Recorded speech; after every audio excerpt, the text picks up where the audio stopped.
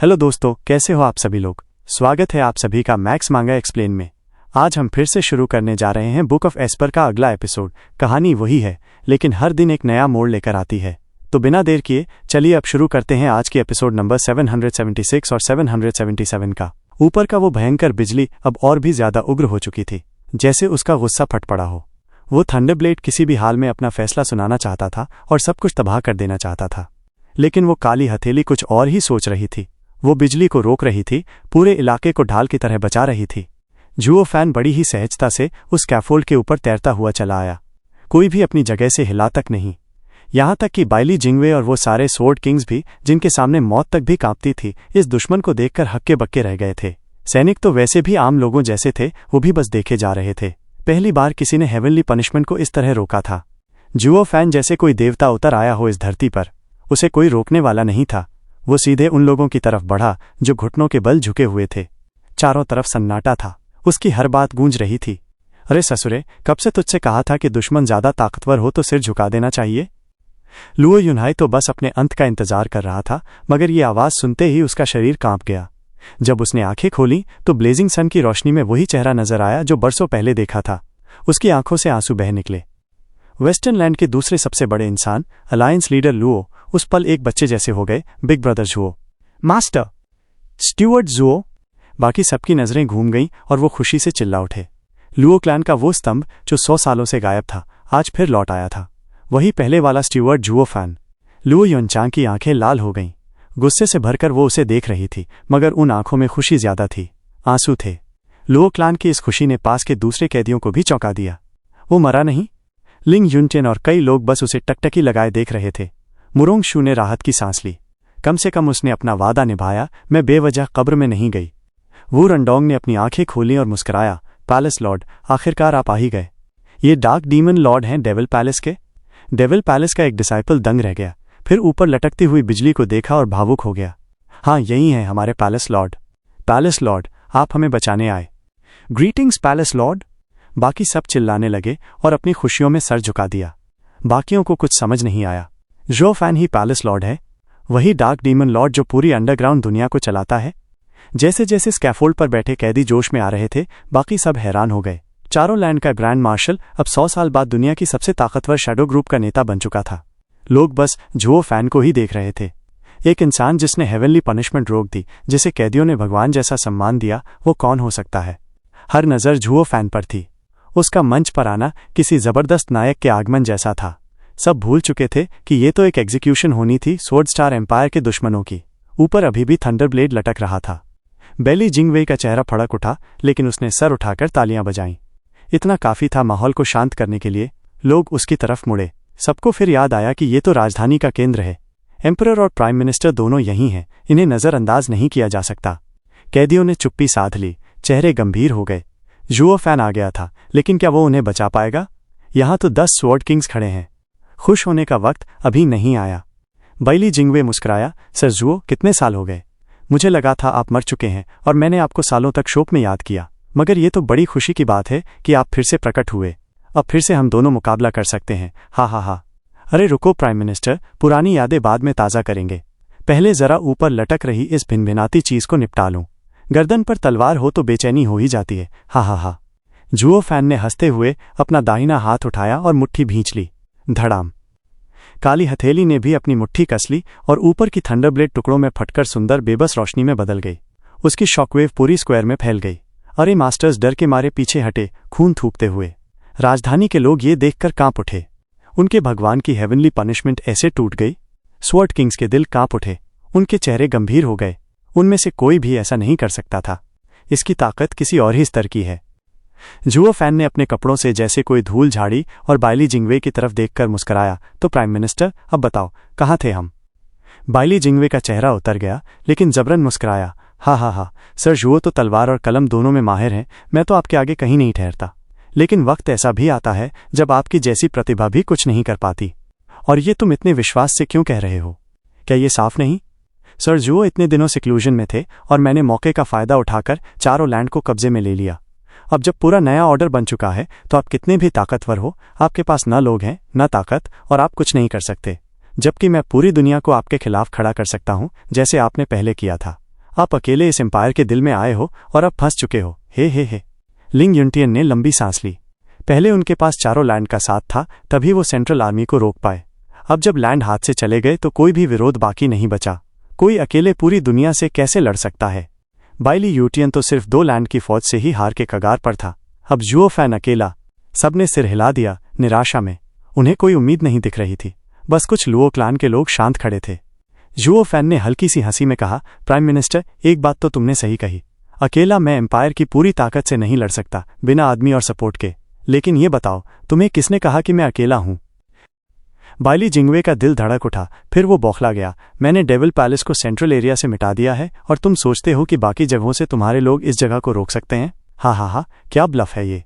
अगर तुम में ताकत होती तो कब का हमला कर चुके होते, अब तक इंतजार नहीं करते।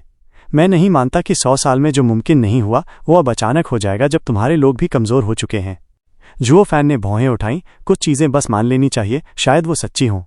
इसका क्या मतलब है? बाइली जिंगवे सतर्क हो गया। उसकी नजरें जुओ फैन पर टिकी थीं। जुओ फैन ने जोर से हंसते हुए कहा, अगर प्राइम मिनिस्टर सच में जानना चाहता है तो क्यों न 100 साल की उस योजना को समझे, फिर सब खुद ब खुद साफ हो जाएगा। तो फिर सर जुओ, जरा मार्गदर्शन दीजिए। बेली जिंगवेई ने सिर हिलाया। किसी और के साथ होता तो वो हंस देता, लेकिन जुओ फैन उसके लिए अलग था। उसका सच्चा प्रतिद्वंद्वी, उसकी बराबरी का इंसान। दोनों जैसे शतरंज के साथी थे। एक गहरा दुश्मन जो एक सच्चे मित्र की तरह होता है।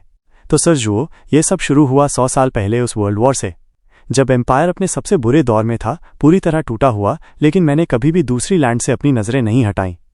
आगे की कहानी अब जुओ फैन की 100 साल पुरानी योजना की गहराइयों में जाने वाली है। बेली जिंगवेई ने बू शिंगयुन और सामने खड़े उन सभी जासूसों की तरफ देखा और मुस्कुराकर बोला, दुनिया की जंग तो खत्म हो गई थी और हमारी एम्पायर का नुकसान भी सबसे कम रहा, लेकिन सर जुओ ने सेरिन शोर्स ट्रेडिंग का इस्तेमाल करके हमारे इलाकों में अशांति फैला दी। उस वक्त ही समझ गया था कि इस हलचल से एम्पायर को उभरने में 100 साल लगेंगे। इसी वजह से मैंने उन बेवकूफ़ नेताओं से 100 साल की शांति का समझौता कर लिया। मैं तो उनकी ज़मीन चाहता था, लेकिन उससे भी ज़्यादा डर मुझे उनके दखल देने से था, जो हमारे एम्पायर को और तबाह कर देता। स्वार्ड स्टार एम्पायर के लोग उन नेताओं की तरफ हिकारत से देख रहे थे जो अब कैदी बन चुके थे। इन मूर्खों ने हमारी देरी की चाल को समझा ही नहीं और खुश भी हो गए। हाँ, कितने बेवकूफ़ थे ये। लिंग युनटियान को बहुत गुस्सा आया। बेली जिंगवेई कितना चालाक और धूर्त है। हमारे साथ की बातचीत कभी भी हमारे हक में नहीं रही। मुझे उसी वक्त उससे ज़मीन हथिया लेनी चाहिए थी, हर जाने के तौर पर। उसे कभी लगा ही नहीं था कि बेली जिंगवेई से कुछ भी छीनना संभव था। जंग के बाद मैंने एम्पायर के अंदर की हालत को बारीकी से देखा। वहां की नींव हिल चुकी थी। इतनी बड़ी सैन्य कार्रवाई फिर से करना नामुमकिन था। कम से कम आधी फौज तो एम्पायर के अंदर शांति बनाए रखने और बिखराव रोकने के लिए चाहिए थी। ये एक जबरदस्त कंस्ट्रेंट था जो मुझे बाकी 4 लैंड से लड़ने से रोक रहा था। बेली जिंगवेई की आंखों में चमक थी और उसने बू शिंगयुन की तरफ इशारा करते हुए कहा, लेकिन इस बार सेक्ट लीडर बू मेरे लिए प्रेरणा का एक बहुत बड़ा स्रोत बन गया। ये वही जासूस है जिसे मैंने पिछली जंग के दौरान नॉर्दर्न लैंड में रखा था। इसका काम था सी ब्राइट सेक्ट की बैरियर को तोड़ना, लेकिन किस्मत से इसने 4 लैंड्स के नेताओं की जान बचा ली। सी ब्राइट सेक्ट के लिंग ने इसे इतना ऊंचा दर्जा दिया कि इस पर सब जिम्मेदारी सौंप दी गई और इसने धीरे धीरे ताकत पाई और नॉर्दर्न लैंड की सुरक्षा पूरी तरह अपने हाथ में ले ली। वहीं से मेरे मन में ख्याल आया, अगर दुश्मन की रक्षा मेरे आदमी के हाथ में है तो जंग की कोई ज़रूरत ही नहीं। सीधा अंदर घुस जाना काफ़ी होगा। बस एक सही योजना चाहिए थी दुश्मन के किले को लेने की। लिंग युनटियान शर्म से कांप गया। उसी की वजह से, उसी की लापरवाही से बेली जिंगवेई को अंदर घुसने का रास्ता इतना आसान मिला। लिंग की शर्म को नज़रअंदाज करते हुए जुओ फैन मुस्कुराया, तो प्राइम मिनिस्टर ने फिर चुनिंदा जासूसों की तलाश शुरू की है ना? बिल्कुल सही। हर लैंड के नेतृत्व में मेरे जासूस होने चाहिए थे ताकि मैं अपनी योजना आगे बढ़ा सकूं। बेली जिंगवेई की आंखों में चमक थी और वो जासूसों की ओर इशारा करते हुए बोला, जंग खत्म हुई थी और हर लैंड को अपने नुकसान की भरपाई करनी थी। यही सबसे सुनहरा मौका था किसी को ऊपर चढ़ाने का, और मैंने अपना उम्मीदवार चुनना शुरू कर दिया। ईस्टर्न लैंड से मैंने चुना शंगुआन युहेंग को, क्योंकि वो शंगुआन यूलिन की माँ थी जो ईस्टर्न लैंड का सबसे बेहतरीन चेला था। शंगुआन यूलिन की वजह से मुझे समझ आया कि उसकी माँ का क्या रुतबा है। फिर जब शंगुआन यूलिन ने गद्दारी की और मारा गया, उसकी माँ के दिल में जहर भर गया। वो तुच्छ और नफरत से भर गई। जैसे जैसे वो ऊपर गई, उसकी नफरत शंगुआन कबीले से और बढ़ती गई। इससे अच्छा उम्मीदवार और कौन होता? हा। बेली जिंगवेई हंसा और शंगुआन युहेंग ने उस पर गुस्से से देखा। बेली जिंगवेई ने कंधे उचकाकर कहा, ऐसे मत देखो, ये मेरे शब्द नहीं हैं, ये तो स्वॉर्ड किंग फेयून के शब्द हैं। लेकिन यही सच्चाई है। जब इंसान नफरत से भर जाए तब उसे कोई फर्क नहीं पड़ता, न अपने कबीले से न अपने रिश्तों से। लेकिन वो बदला लेने के लिए ऊपर कैसे चढ़ती। मैंने उसका नाम बदलकर मोनियांग रख दिया ताकि लगे जैसे वो अपने बेटे के लिए पश्चाताप कर रही हो। मो मतलब माँ जो प्रायश्चित कर रही है। और जब शंगुआन फेशोंग ने संन्यास ले लिया तो इतना बड़ा कबीला एक छोटी सी लड़की के भरोसे रह गया। औरतें होती हैं ना, एकदम नर्म भी और ज़बरदस्त भी। फेशोंग की बेटी ने उस मोनियांग की माफ़ी को स्वीकार कर लिया और उसे अपना करीबी बना लिया, शायद उससे भी ज़्यादा। वो लड़की अकेली थी और उसे मिला एक ऐसा कंधा जिस पर सिर रख सके। वो दोनों तो जैसे परिवार बन गए। शंगुआन मोनियांग ने उस लड़की के साथ मिलकर बॉर्डर पर पूरा नियंत्रण ले लिया और मेरा काम पूरा कर दिया। झुओ फैन ने अंगूठा दिखाते हुए सिर हिलाया। कमाल कर दिया। शुक्रिया स्टीवर्ट झुओ। फिर बैली जिंगवेई बोला, अब सदर्न लैंड की बात करें तो मुरोंग कबीले में लोग ही कितने थे। कुछ बूढ़े लोग रह गए थे जो रिटायरमेंट का मजा ले रहे थे। वहां जासूस बिठाना तो और भी आसान था। अब आते हैं असली मुश्किल पर, माइनस वेस्टर्न लैंड। वहां लुओ कबीला सबसे अच्छा उम्मीदवार लग रहा था। थोड़ी लालच देकर उसे खींच लिया जाता, लेकिन वो लोग तो हद से ज्यादा जिद्दी निकले। कुछ बातों में बिल्कुल नहीं झुके और मेरे हाथ से निकल गए। मैं उन्हें और झेल नहीं सका, इसलिए मुझे एक चाल चलनी पड़ी ताकि वो खुद ही टूट जाएं और मेरे सामने झुक जाएं। डेविल पैलेस को मत भूलिए, झुओ फैन ने याद दिलाया। बैली जिंगवेई ने सिर हिलाया। हाँ, स्टीवर्ट झुओ का डेविल पैलेस मेरे लिए एक मुसीबत बन गया था। वो एम्पायर के बिल्कुल बीच में जड़ें जमा चुका था। इसकी वजह से मेरी हर चाल सुस्त और बोझिल हो जाती थी, इसलिए मुझे सेंट्रल एरिया को खाली दिखाकर तुम्हें बाहर निकालने का प्लान बनाना पड़ा। झुओ फैन ने तारीफ की। प्राइम मिनिस्टर बैली, आप तो एकदम थरो निकले, फ्लॉलेस भी शायद। आपने इस 100 साल में कमाल कर दिया। स्टीवर्ट झुओ, कृपा करके। ये सब मैंने इन सालों में किया। अब आपकी बारी है। अब आप बताएंगे कि आप इस हालात को कैसे सुलझाएंगे। बैली जिंगवेई मुस्कराया। झुओ फैन ने उसे हाथ के इशारे से रोका। प्राइम मिनिस्टर, अब मैंने आपको फ्लॉलेस कह दिया और आप मुझसे निपटने को कह रहे हो। स्टीवर्ट झुओ, झिझकिए मत। मैं हमेशा चाहता था कि मैं जैसा बेस्ट मिनिस्टर हूं वैसे ही बेस्ट स्टीवर्ट से दोबारा भिड़ूं। मुझे निराश मत करिए। बैली जिंगवेई की आंखों में चमक थी और मुस्कान शैतानी। झुओ फैन मुस्कुराया और सिर हिलाया। अगर आप इतना जोर दे ही रहे हैं तो मुझे भी थोड़ी शर्म छोड़नी ही पड़ेगी। जैसे मैंने कहा, प्राइम मिनिस्टर बैली ने 100 सालों में कमाल कर दिया। हमला, पीछे हटना, माइनस सब एकदम सही समय पर। लेकिन अगर मैं प्राइम मिनिस्टर की योजना में एक दरार देख लूं, उसे फाड़कर उसकी कमजोरी दुनिया के सामने ला दूं। हाँ हाँ हाँ। बैली जिंगवेई का दिल कांप गया, उसकी मुस्कान गायब हो गई और वो हाथ जोड़कर बोला, प्रकाश डालिए। झुओ फैन मुस्कराकर बोला, प्राइम मिनिस्टर की योजना की सबसे बड़ी कुंजी है माइनस जासूस। लेकिन अगर यही जासूस पहले से ही चिन्हित कर लिए गए हों। बैली जिंगवेई कांप गया, उसकी नजरें बू शिंगयुन और बाकी जासूसों पर टिक गईं। प्राइम मिनिस्टर, इसके झूठ में मत आइए, हम सब साफ हैं। बू शिंगयुन घबरा गया और झुओ फैन पर बरस पड़ा। अरे झुओ फैन, तू जहर मत घोल, हमने कभी एम्पायर से गद्दारी नहीं की। झुओ फैन हंसा। दुनिया गवाह है कि सेक्ट लीडर बू का दिल एम्पायर के साथ है। मैं जानता हूं तुमने गद्दारी नहीं की, मेरा मतलब कुछ और था। हमने भी कुछ नहीं किया। शंगुआन मोनियांग और बाकी सब पसीने पसीने होते हुए बोले। उन्हें अच्छे से याद था कि बैली जिंगवेई गद्दारों के साथ कैसा सख्त था। माइनस लुओ कबीले की हालत देखकर समझ आ गया था। बस शक होने भर से वो पूरा कबीला खत्म कर देता है, इसलिए वो सब शुरू से ही अपनी निष्ठा दिखाने लगे। झुओ फैन हंसा। तुम लोग नहीं, मेरा मतलब प्राइम मिनिस्टर बैली था। मैं? कैसे? बैली जिंगवेई हिल गया। झुओ फैन बोला, प्राइम मिनिस्टर, अगर आपके जासूस शुरू से ही पकड़े गए होते तो आप क्या करते? बैली जिंगवेई का चेहरा कस गया, गंभीरता आ गई। बताइए। जरूर, अब मेरी बारी है उस 100 साल की योजना को बताने की। झुओ फैन सिर हिलाते हुए बोला, क्या एक तेंदुआ अपनी धारियां बदल सकता है? क्या एक तेज तर्रार औरत अचानक एक दयालु आंटी बन सकती है और अपने बेटे के लिए जिम्मेदारी उठा सकती है? कुछ ज्यादा स्ट्रेच नहीं लग रहा आपको? सुनते ही शक पैदा होता है। तभी मैंने उस पर निगरानी रखनी शुरू की। देखा कि वो सिर्फ अपने अधिकार बढ़ा रही है, कभी भी सेंट्रल एरिया से संपर्क नहीं कर रही। लेकिन मुझे यकीन था कि ये बस वक्त की बात है। वो बदला लेना चाहती है और अकेले कुछ नहीं कर सकती।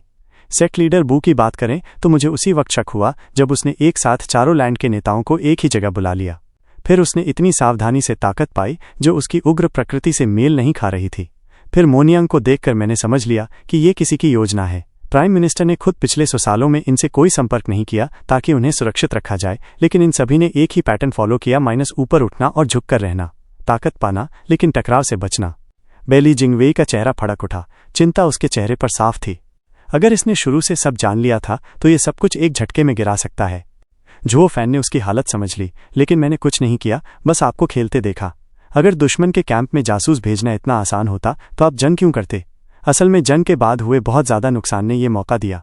मुझे तो बस प्राइम मिनिस्टर की इतनी मेहनत देखकर अफसोस हुआ। मैं दिल का थोड़ा नर्म हूं और वैसे भी मैं एक फैमिली मैन हूं। बेली जिंगवेई कांप गया, उसका चेहरा फड़क उठा।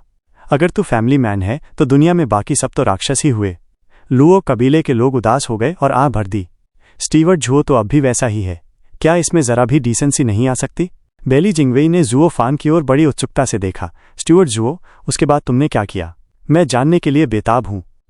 जुओ फान की तरफ कड़ी निगाह से देखते हुए बेली जिंगवेई ने ठंडी आवाज में कहा, तो बताओ असल में तुम कौन सा खेल खेल रहे हो?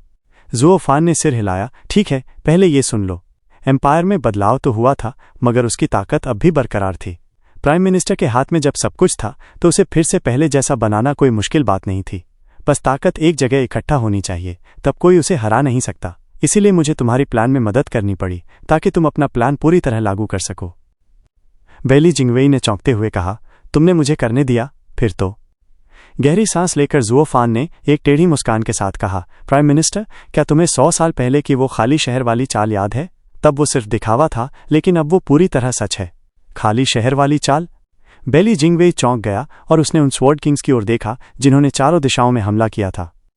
सबसे पहले शांगुआन फेयून ने कहा, हमने शांगुआन क्लैन पर हमला किया, मगर वहां कोई भी नहीं था। ईस्टर्न लैंड को कब्जा करना बहुत आसान हो गया, बस कुछ भगोड़े जरूर मिले। बेली यून ने कहा, हमने सी ब्राइट सेक्ट पर सही में हमला किया, बहुत लोग मारे गए, मगर स्नो पीक के 4 एल्डर्स और ओयांग चांगचिंग नदारत थे। वो डरपोक कहीं भाग गए और हमें उनका सुराग तक नहीं मिला। डानकिंग शेन ने कुछ देर रुका, फिर सिर हिलाकर कहा, मुरोंग क्लैन पूरी तरह खाली मिला, फिर हमें मुरोंग शुए का पता चला। तो तुम लोगों ने पहले क्यों नहीं बताया? ओह, हमें लगा ये तो आम बात है कि। बेली यूयुन ने मुस्कुराकर कंधे उचका दिए। उन्हें अपनी कमजोरी का पता चल गया होगा और जैसे ही हमारे आने की खबर मिली वो भाग निकले। सीधी सी बात है। हाँ, ये तो एकदम तार्किक है।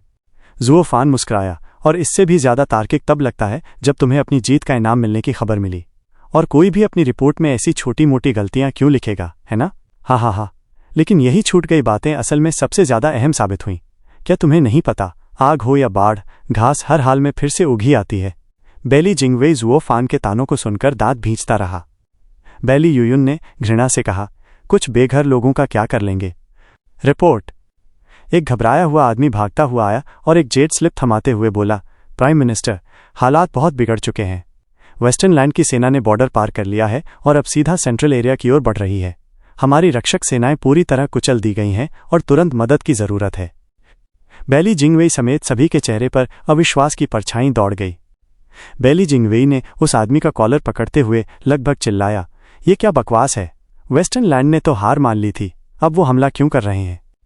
वो आदमी हकलाने लगा, बेचारा तो बस संदेशवाहक था, उसे असल में कुछ नहीं पता था। उसी पल एक और घबराई आवाज आई, सदर्न लैंड की सेना ने भी बॉर्डर तोड़ दिया है और अंदर दाखिल हो रही है। प्राइम मिनिस्टर, मदद भेजिए। बेली जिंगवेई का दिमाग सुन हो गया, उसकी आंखें खाली हो गईं। और नॉर्दर्न लैंड भी बगावत कर चुका है, बॉर्डर तोड़कर सीधा अंदर घुस आया है। प्राइम मिनिस्टर, सेना भेजिए। एक और चीखती आवाज गूंजी। जुओ फान ने हंसते हुए ताना मारा, तुम्हारे प्राइम मिनिस्टर को तो बस मेरी टेंशन है। वो तुम्हारे लिए एक सिपाही भी नहीं छोड़ सकता। उन्हें बोल दो खुद ही निपटें। डेविल पैलेस लॉर्ड तो भारी अपराधी है ना? हाँ हाँ हाँ। जुओ फान। बेली जिंगवेई ने खून भरी आंखों से उसे घूरा, तुमने किया क्या है? जुओ फान ने कंधे उचकाए। तभी एक मधुर और चंचल सी धुन बज उठी। उसकी लय में ऐसा मतलब छिपा था जिसे कोई भी समझ सकता था। ये सब उसने नहीं किया, उसने बस योजना बनाई, फिर ध्यान में चला गया। हमने ही सब कुछ किया। जिद सॉर्ड किंग? बेली जिंगवेई बिफर पड़ा, तुमने साम्राज्य से गद्दारी क्यों की?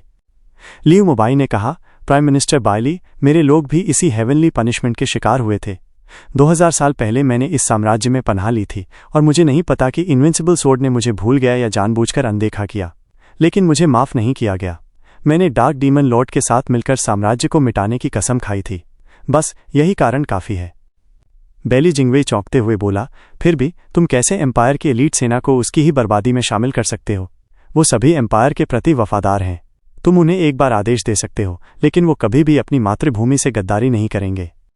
जिदर सोर्ड किंग मंद मुस्कान के साथ वीणा बजाते हुए बोला, अगर वो कभी सेंट्रल एरिया के थे ही नहीं तो? बेली जिंगवेई का दिमाग सुन्न हो गया। जुओ फान ने दया दिखाते हुए कहा, प्राइम मिनिस्टर बायली, मैंने पहले ही कहा था, इस बार की खाली शहर वाली चाल असली थी। क्या तुम्हें सच में लगा कि एम्पायर अंत में चारों लैंड को हड़प लेगा? अब देखना यह है कि आखिर किसका कब्जा होता है।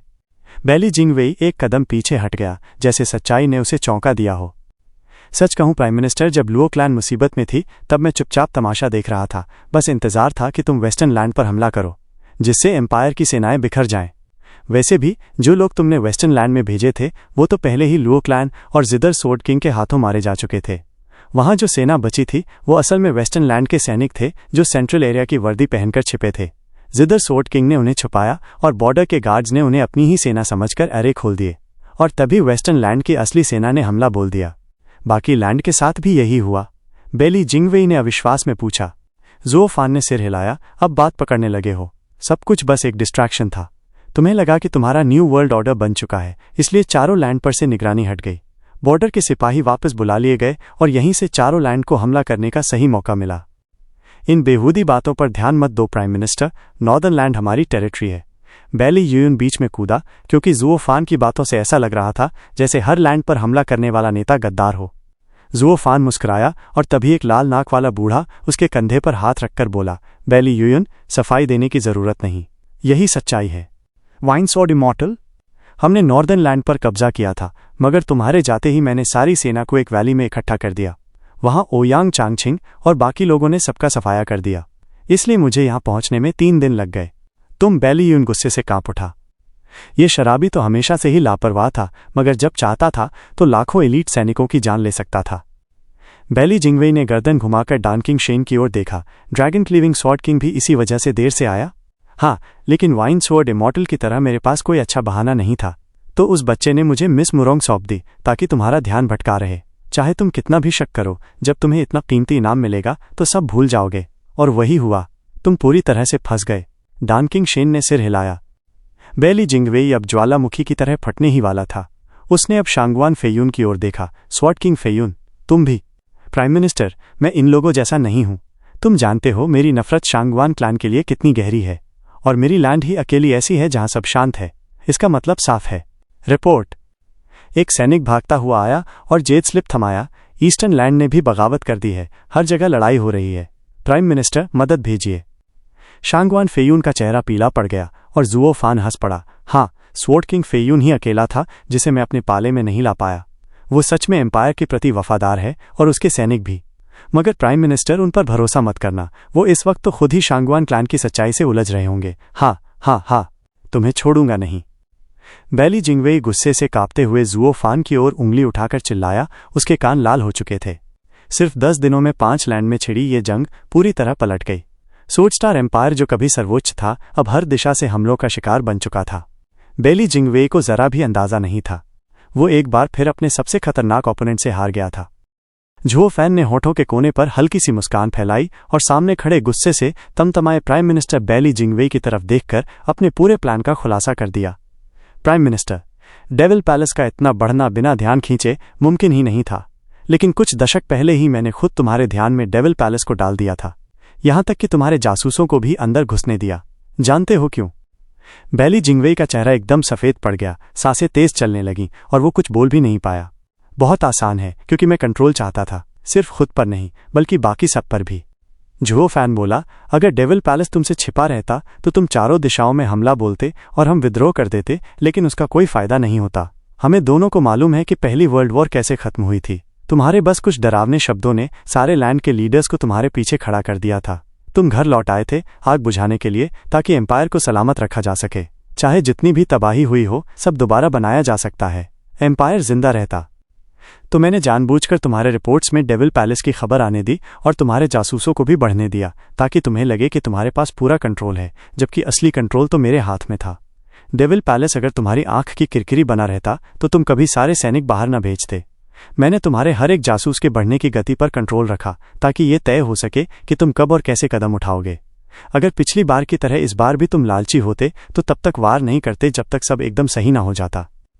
बेली जिंगवेई की सांसें और भारी होने लगी और उसने बेली यूयुन का सहारा लिया, पर उसकी आग जैसी नजरें लगातार ज़ुओ फैन पर जमी रहीं। ज़ुओ फैन बोला, तुम तब तक कोई कदम नहीं उठाते जब तक तुम्हारे पास पूरी जानकारी न हो। तो मैंने धीरे धीरे अपने जासूस के जरिए तुम्हें इन्फो पहुंचाई, ताकि तुम्हें लगे तुम सब कंट्रोल कर रहे हो। ये एक टाइम खरीदने की चाल थी, क्योंकि मैं अभी तैयार नहीं था। लेकिन जब मैं तैयार हो गया तब तुम्हारे जासूसों को सही ओहदे पर पहुंचा दिया और जानकारी दी। लेकिन ये सब सेंट्रल एरिया तक ही सीमित रहा, क्योंकि अगर चारों लैंड की जानकारी मिल जाती तो मेरा एम्प्टी सिटी वाला प्लान फेल हो जाता। हाँ। फिर तुमने वो रांडोंग को शैडो फोर्सेस के साथ बगावत क्यों करवाई? क्या मेरा ध्यान भटकाने के लिए? बेली जिंगवेई गरज पड़ा। झुओ फैन मुस्कुराया और वो रांडोंग ने भी चौड़ी हंसी दिखाई। प्राइम मिनिस्टर बेली, यही तो हमारे पैलेस लॉर्ड की ब्रिलियंस है। तुमने चारों लैंड की तरफ हमला किया और सेंट्रल एरिया को खाली दिखाया ताकि हमें फंसा सको। अगर मैं बाहर ना आता तो तुम्हारे बाकी स्वॉर्ड किंग्स यहीं बेकार बैठे रहते और तुम उन्हें लड़ाई के लिए लैंड की ओर भेज देते। लेकिन डेविल पैलेस जब तक सेंट्रल एरिया में है तुम्हें कभी चैन नहीं मिलता और तुम अपने अगले कदम नहीं उठाते। कुछ ही समय में बाकी लैंड की स्थिति तुम्हारे ध्यान में आ जाती, तो हमें यहाँ छोड़ा गया ताकि तुम्हें लगे सब ठीक है। इस खुशी में तुमने बाकी लैंड की हालत देखी तक नहीं और अपने सारे सैनिकों को सेंट्रल एरिया में इकट्ठा कर लिया। इससे बॉर्डर एकदम खाली हो गए और जिन 3 लैंड की सेनाओं को तुमने हरा हुआ समझा था उन्होंने एम्पायर के अंदर तक घुसपैठ कर ली। यानी खुद ही अपना पतन तैयार कर लिया तुमने, बाहर से भी दुश्मन और अंदर से भी। पिछली बार की तुलना में इस बार तुम पूरी तरह हार गए प्राइम मिनिस्टर। हाँ, समझ गया। मतलब सेंट्रल एरिया में डेविल पैलेस बस एक नकाब था ताकि असली काम चारों लैंड में हो सके। बेली जिंगवेई ने सिर हिलाया, फिर चेहरा और भी टेढ़ा हो गया। झुओ फैन, तुम वाकई माहिर हो। मैं अपनी हार मानता हूं और तुम्हें पूरा सम्मान देता हूं। उसने ये शब्द नफरत से कहे पर सम्मान दिल से था। झुओ फैन ही एकमात्र ऐसा इंसान था जो हमेशा एक कदम आगे चलता। उसकी नफरत सिर्फ अपनी कमियों से थी, पर जो इज्जत थी वो सच्ची थी। जिथर स्वॉर्ड किंग ने लंबी सांस ली और झुओ फैन की तरफ मुड़ा। बेली जिंगवेई की 100 साल पुरानी योजना को हर कदम पर मात देना सचमुच डरावना है। बाकी सभी ने भी गंभीरता से सिर हिलाया। ये मत समझना कि तुम जीत गए, एम्पायर गिरेगा नहीं। इसके टिके रहने की एक बहुत बड़ी वजह है। बेली जिंगवेई दहाड़ा और फांसी के तख्ते की ओर इशारा करते हुए बोला, तुम इन्हें बचाना चाहते हो ना? तुम्हें इन्हें पहले मारूंगा। देखता हूं तुम कितनों को बचा सकते हो। एम्पायर डिफेंडर्स, स्वॉर्ड किंग्स, इन सबको मार डालो। झुओ फैन की जीत को एक दुख में बदल दो। हाँ सर। 6 बेली स्वॉर्ड किंग्स कैदियों पर झपट पड़े। शंगुआन फेयून थोड़ी देर असमंजस में रहा, पर जब उसे याद आया कि झुओ फैन ने उसे कभी खास समझाई नहीं तो वो भी एम्पायर के स्वॉर्ड किंग्स में जा मिला। डान किंग शेन और बाकी झुओ फैन के अच्छे दोस्त थे और शानदार काम भी किया था। मुझे तो कुछ भी नहीं मिला और उसने मुझे चुनना तो दूर याद भी नहीं किया। फिर मैं क्यों उसके लिए लड़ूं? शंगुआन फेयून एम्पायर का साथ देगा, चाहे इसका अंजाम कुछ भी हो। उसके पास और कोई रास्ता नहीं था।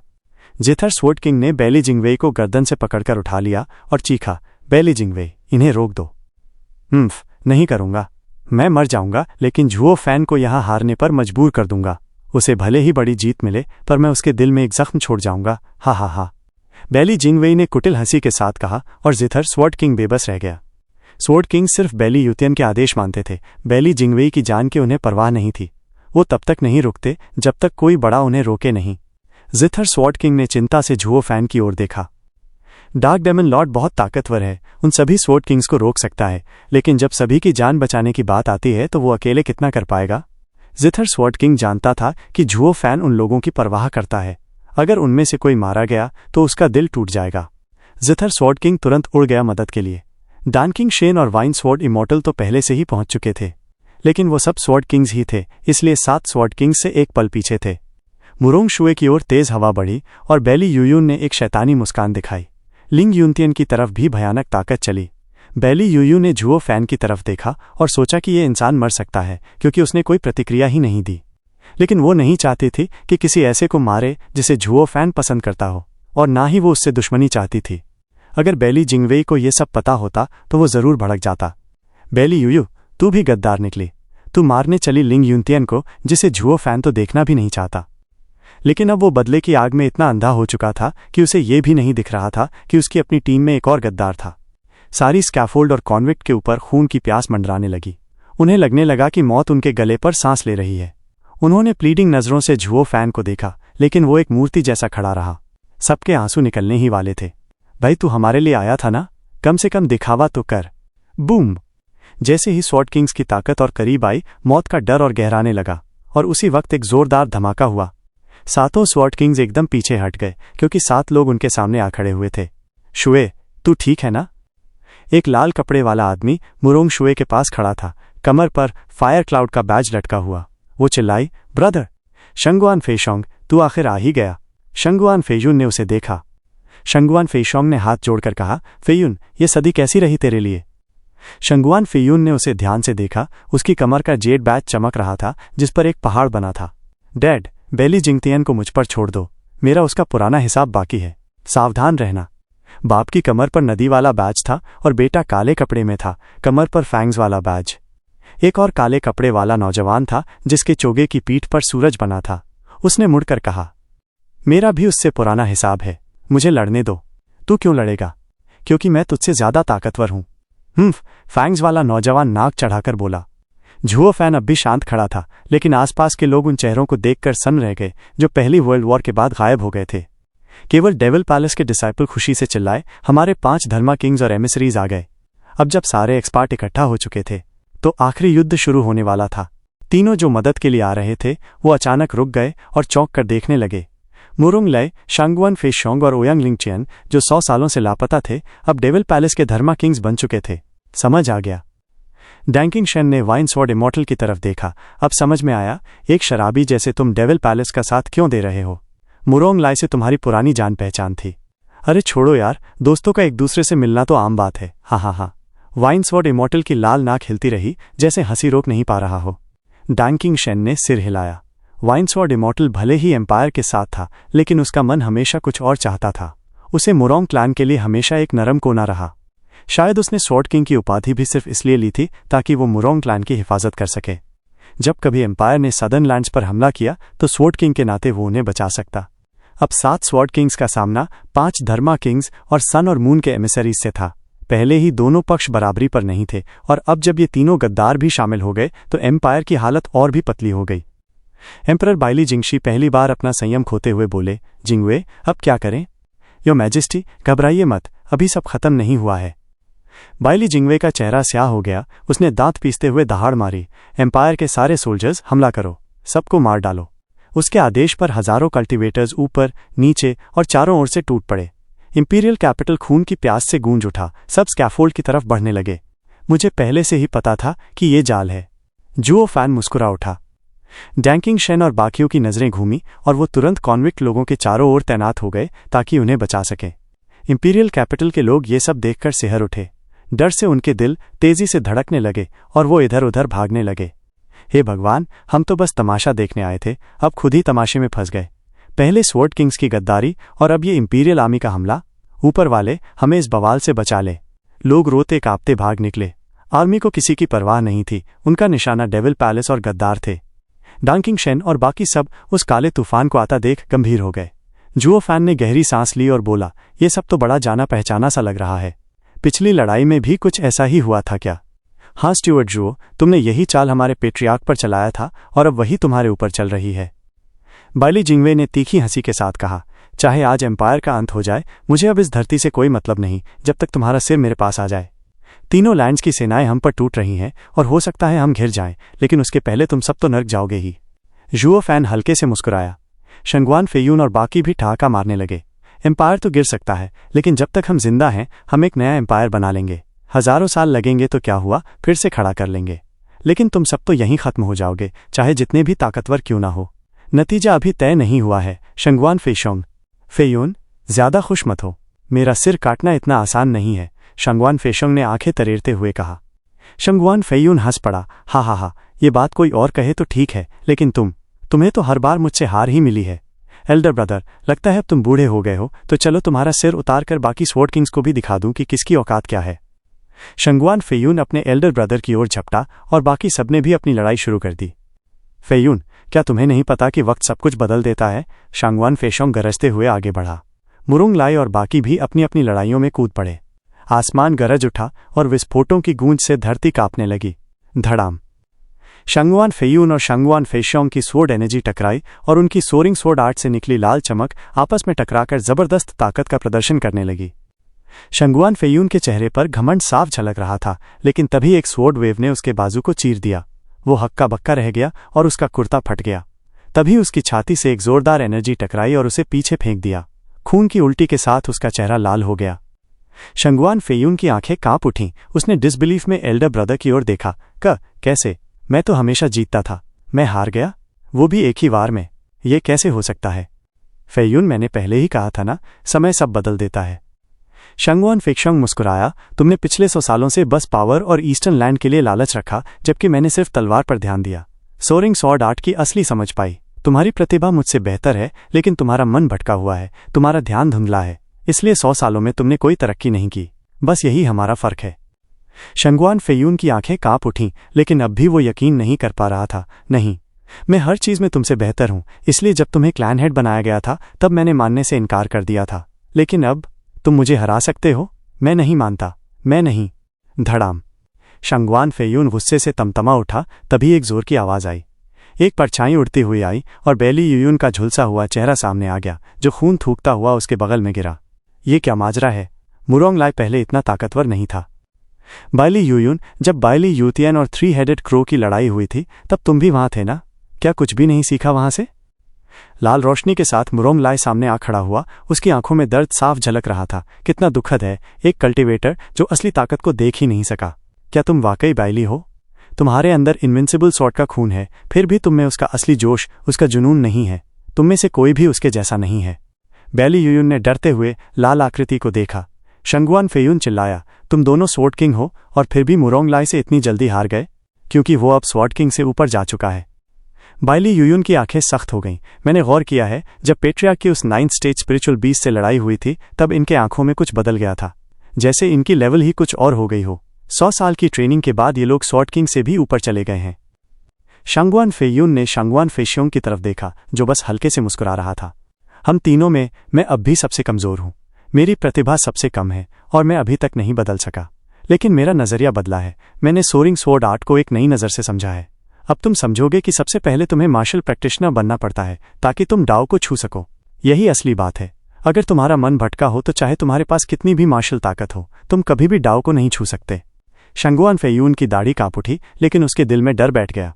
अब जाकर उसे एहसास हुआ कि उसने अपने उस भाई को, जिसे वो हमेशा नीचा समझता था, कितना पीछे छोड़ दिया है। लड़ाई अब पूरी तरह एक तरफा हो गई थी। ये तीनों जो अब स्वॉर्ड किंग से भी ऊपर जा चुके थे, 7 स्वॉर्ड किंग्स को आराम से पीछे धकेल रहे थे। वो लोग तो बराबरी की टक्कर भी नहीं दे पा रहे थे। और जहां तक एम्पायर की आर्मी की बात है, वो लगातार स्कैफोल्ड की ओर बढ़ रही थी, लेकिन डैंकिंग शेन की टीम उन्हें रोकने में लगी हुई थी।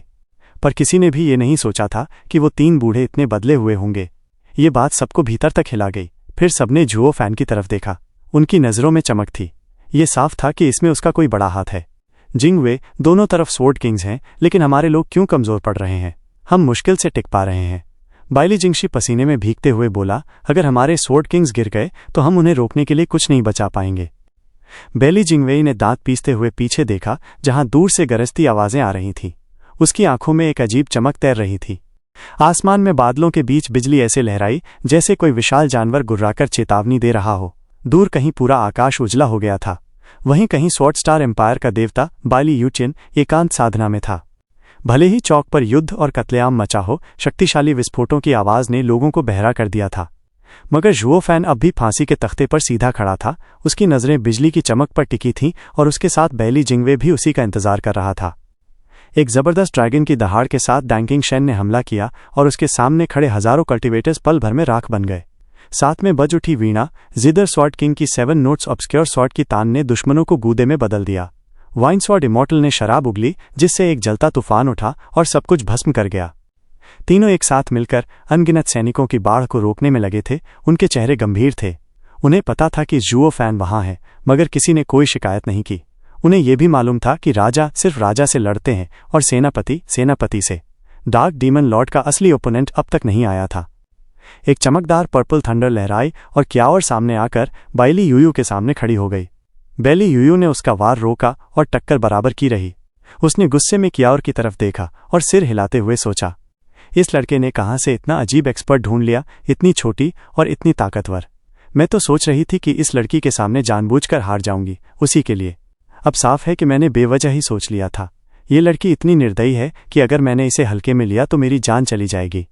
शाप है, क्या उस लड़के ने अपने लोगों से नहीं कहा था कि मुझे हल्के में लें? हाँ, सब कुछ भूल गया वो। सिस्टर यू, वो बैंगनी बालों वाली लड़की मुस्कुरा दी, छेड़ती हुई बोली, काफी समय हो गया, पर तुम अब भी पहले जितनी स्ट्रांग हो। उफ। बैली यूयू ने उसे गौर से देखा। और तू भूल गई मुझे? और तूने तो मेरी मां होने का नाटक भी किया था। क्या? और बाइली यूयू चौंक गई, आंखें फैल गईं। तू इतनी बड़ी हो गई और इतनी स्ट्रांग भी, बिल्कुल अपने बाप जैसी, इंसान से ऊपर। वैसे भी मैं कभी इंसान तो थी नहीं। कियाओर खुद में ही हंसती। सिस्टर यू, पहले के दिन अच्छे थे, हम तुझे हमेशा अपना ही मानते थे। अब एम्पायर खत्म होने जा रहा है तो क्यों न हमारे साथ जुड़ जाओ। बकवास मत कर, एम्पायर गिरेगा नहीं, बेली यूयू ने गुस्से में जवाब दिया। फिर उसका चेहरा चिंता और उलझन में बदल गया। वो बैली वंश की थी, दूसरे भले ही गद्दारी कर लें लेकिन उसके लिए ऐसे अचानक पलटना शर्म की बात थी। पेट्रियार्क ने उस पर सख्ती तो की थी मगर कभी क्रूरता नहीं दिखाई। वो उसे बिना ठोस वजह के धोखा नहीं दे सकती थी। कियाओर ने मुस्कुराकर कहा, ठीक है, जब तक तेरा मन नहीं बना मैं जबरदस्ती नहीं करूंगी, लेकिन जब एम्पायर गिर जाए तब हमारे साथ ही रहना सिस्टर यू। अरे लड़की, होश में आ, हमारे एम्पायर की सेनाएं तुम्हें चारों ओर से घेर चुकी हैं। खुद की फिक्र कर, क्या वो तेरी सेनाएं हैं? कियाओर ने बीच में टोकते हुए सामने इशारा किया। बेली यूयू ने देखा और हक्का बक्का रह गई। ये क्या हो गया? बैली के सारे स्वॉर्ड किंग जमीन पर पड़े थे, घायल और लहूलुहान। दूसरी ओर मुरोंग लिए का दल उन्हें ठंडी नजरों से घूर रहा था। सिर्फ कुछ ही पलों में युद्ध का नतीजा साफ हो गया था, एक तरफा हार। बैली यूयू हैरान रह गई। डेविल पैलेस के लोग इतने स्ट्रांग कैसे हो सकते हैं? कियाओर बोली, सिस्टर यू, पिछले 100 सालों में मैं और ब्रदर तो फादर की सेवा में धर्मा किंग्स बनकर थे, पर वो 3 बूढ़े बस साधना में लीन थे। फादर के साथ सोर्ड सीख रहे थे, हर बात पर उनसे मार्गदर्शन लेते थे। सोच कर देख, वे असल में कैसे लोग हैं। हर दिन साथ में सोर्ड आर्ट की परीक्षा करते, एक दूसरे को सिखाते और फादर की हिंट्स लेते रहे। उनका स्तर अब सोर्ड किंग से भी ऊपर चला गया है। मैंने तुझे अपना ओपोनेंट इसलिए चुना ताकि वो बूढ़े तुझे चोट ना पहुंचा दे। मैं तो तुझ पर पहले ही रहम कर रही हूं। ही। बैली यूयू की आंख फड़क गई। तू रहम कर रही थी? बिल्कुल, वरना तू अब तक खड़ी भी न रह पाती। हूँफ, ठीक है। उसने माथे से पसीना पोंछा और सच्चाई समझते ही मानो वो एक पल में बूढ़ी हो गई। नई पीढ़ी पुरानी को हटा देती है। वही प्यारी सी बच्ची आज मुझ पर रहम कर रही है। तभी एम्पायर का सम्राट बाइली जिंगशी अपने सिंहासन पर बैठा स्तब्ध रह गया। सब खत्म हो गया, सारे स्वॉर्ड किंग्स हार गए। बेली जिंगवेई ने उसकी ओर देखा, फिर अपनी मुट्ठी भींच ली और आंखों में हार न मानने की जिद दिखी। धड़ाम! एक आखिरी विस्फोट के साथ शंगुआन फेइयुन भी बाकी स्वॉर्ड किंग्स के साथ जमीन पर गिर पड़ा। उसके सामने शंगुआन फेइशोंग और मुरोंग लाई आ खड़े हुए। ओयांग चंगचिंग हंसते हुए बोला, क्या हुआ? अब समझ आया, 100 साल भी काफी होते हैं एक सज्जन की बदला लेने के लिए। लो नाम स्वॉर्ड किंग, मार डालो मुझे, बैली जिंगतेन गुस्से में बोला। ओयांग चंगचिंग ने नाक से कोड़ दी। शंगुआन फेशोंग ने शंगुआन फेयुन की ओर देखा। फेयुन, तूने अपने क्लान से गद्दारी की। अब मेरा फर्ज है कि तुझे पकड़कर क्लान में वापस ले जाऊं और सजा दिलवाऊं। मुझे तुझसे कुछ कहना ही नहीं। शंगुआन फेयुन ने आंखें बंद कर ली, मुट्ठी भींची हुई थी और चेहरा खून से सना था, सूना सूना। शंगुएन फेशोंग ने सबकी ओर देखकर कहा, शंगुएन फेयुन मेरे साथ जाएगा। बाकी लोग डेविल पैलेस के बंदी बनेंगे, उनके साथ जैसा चाहो वैसा कर सकते हो। सबने सिर हिलाया। तभी जब बंदियों को ले जाने की तैयारी हो रही थी, बहुत दूर से जोरदार बिजली कड़की। एक पर्पल रोशनी का झपटा बैटलफील्ड पर छा गया। वो तो सब उस जानी पहचानी ताकत को महसूस कर सिहर उठे। बेली जिंगवेई की आंखें चमक उठीं। वो हंस पड़ा, हा। आखिरकार हमारे संरक्षक देवता आ गए। जुओ फैन, अब डेविल पैलेस खत्म है। वो पर्पल चमक एक लाइटनिंग ड्रैगन की तरह ऊपर उठी और पूरा आसमान बैंगनी कर दिया। बादल गरजने लगे और नीचे सब पर उसका दबाव टूट पड़ा। इनविंसिबल सॉर्ड बाली यूटियन अभी जिंदा है? पेट्रियार्क, मुरोंग लिए ने चिल्लाया और बेली यूयू की ओर वाले लोग खुशी से झूम उठे। अब फिर से जीत की उम्मीद जग गई थी। जब तक पेट्रियार्क था, एम्पायर जिंदा था। डैंकिंग शेन ने सेना से लड़ते हुए पर्पल लाइट को देखा और चेहरा गंभीर हो गया।